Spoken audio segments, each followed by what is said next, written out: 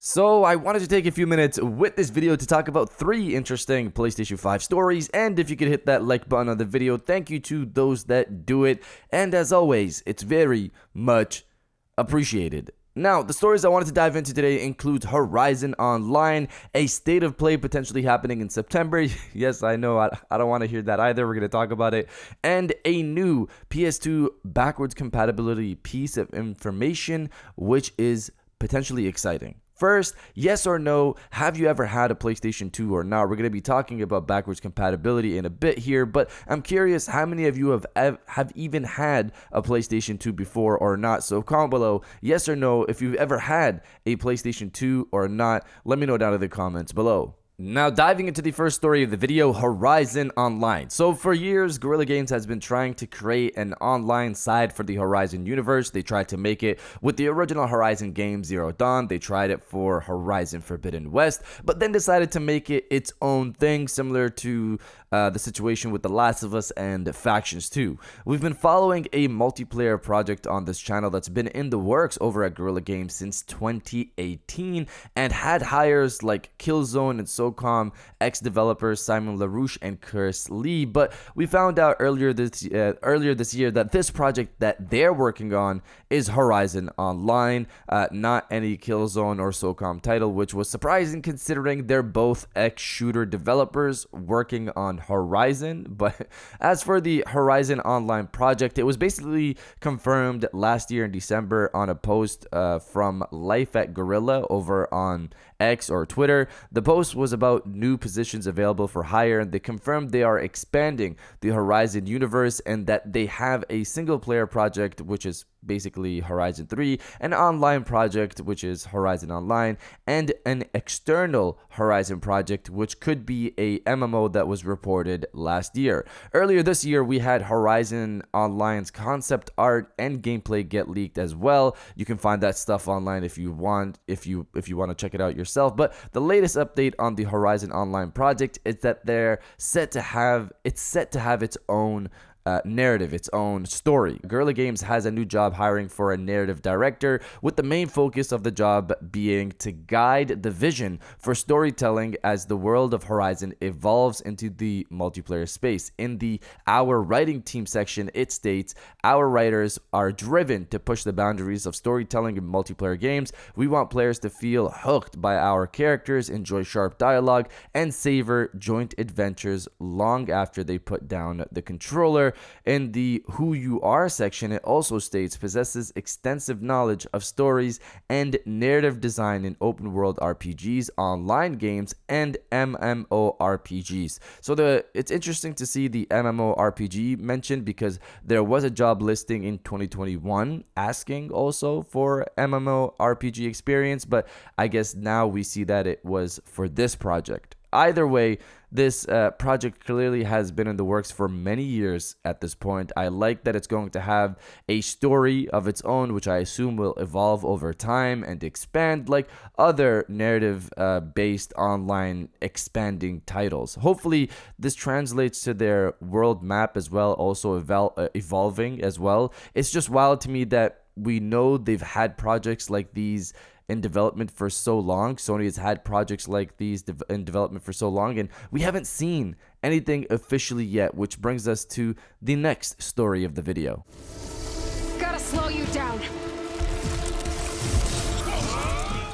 Now, diving into the second story of the video, September State of Play. So, I don't like thinking that the next event Sony is going to hold is a State of Play, especially since they had that showcase earlier this year that, didn't really show much of what was going on in first party, and they've kind of been quiet throughout the year as well.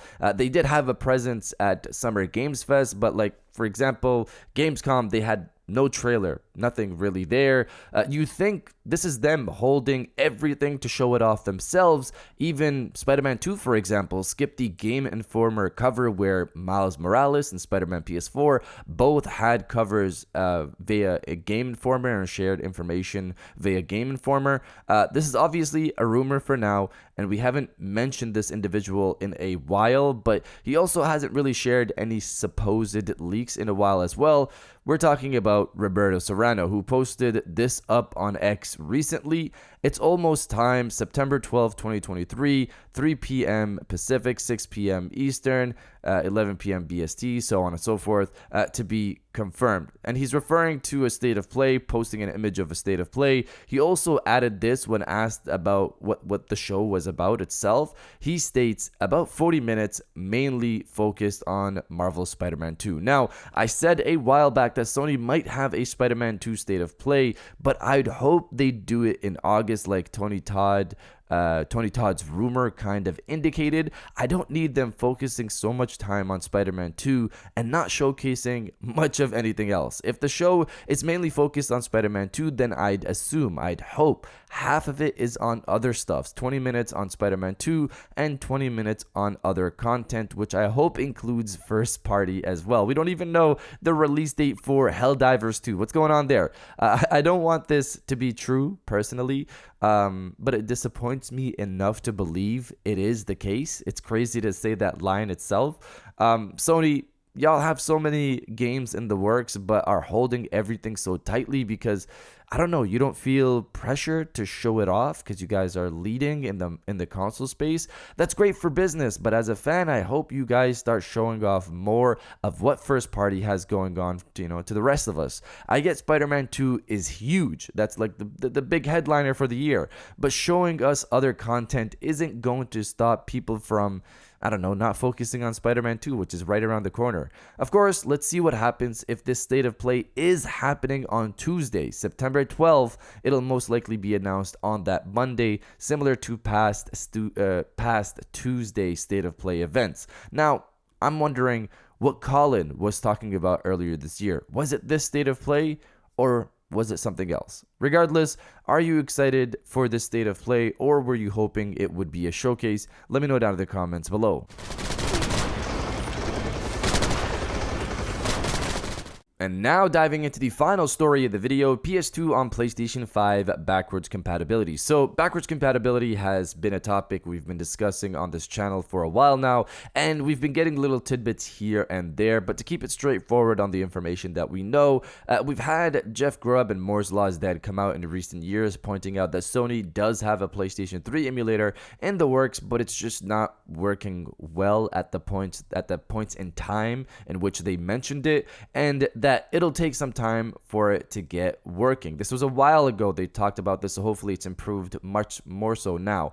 We've also had Rithian over on X give us some potential performance stats for PlayStation 3 games running on Sony's emulator, and it's just not great, with games like Black Ops 2, for example, running at 540p 20 FPS, which is wild. Nobody wants to play the game like that, especially when you have Xbox here pushing these games to 4K and 60 FPS, which is of course awesome stuff over there on the Xbox emulator. And I assume Sony wants to get something really good as well for their customer base. Sony also had a patent out for PS3 peripherals to make them work potentially on the PlayStation 5, and of course we've also had job hirings for emulation work as well. There's just too much smoke surrounding this topic, but today we're going to be adding a bit more. PSP and PS1 emulation works on PlayStation 5 fine, and those games keep getting pumped out, as we know. PS3 emulation we've covered a lot, and it just seems that it just needs more time in the oven, and hopefully we get it in the near future.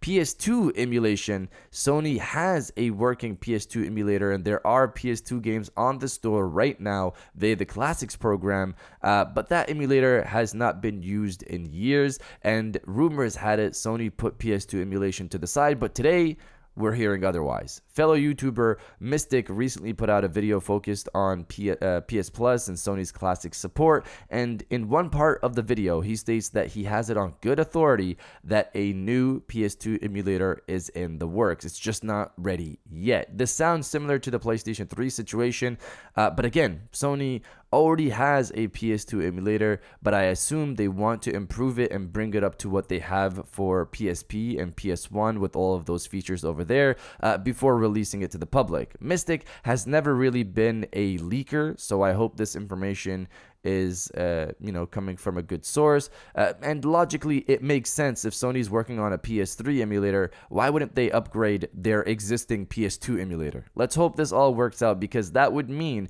Sony would have emulation for PS1, PS2, PS3, and PSP on PlayStation 5. All that would be left is the Vita, which also had emulation rumors as well. That whole lineup would skyrocket the value of PlayStation Plus Premium, but you guys let me know if you're happy to hear that PlayStation 2 emulation is potentially also in the works, or do you not care? Let me know down in the comments below. And if you guys did enjoy this video, please hit that like button, as it always helps, and subscribe if you're new. I got new videos every Monday, Wednesday, and Friday, and now I'll check you guys out on the next one.